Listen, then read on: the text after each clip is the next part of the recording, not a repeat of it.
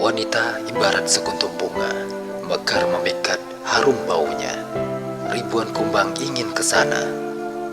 Namun jika bunga terlena, madu habis, kelopak mau sirna.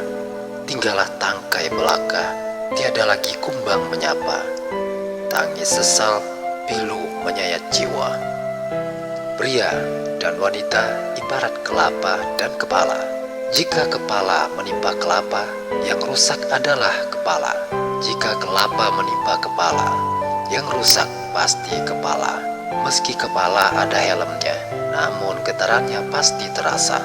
Jika pria datang dengan syahwat membara, disambut wanita dengan syahwat pula, yang akan rusak adalah wanita.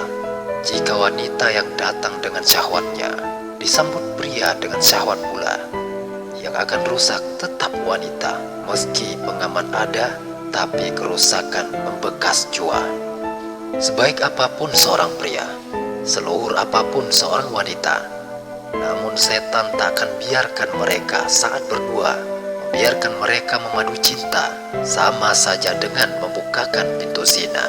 Kholwat dalam asmara tak akan membuat remaja lebih dewasa, melainkan melatih untuk beradegan dewasa. Andai ganasnya syahwat bisa terpahami oleh kita, banyak wanita jadi korban pria.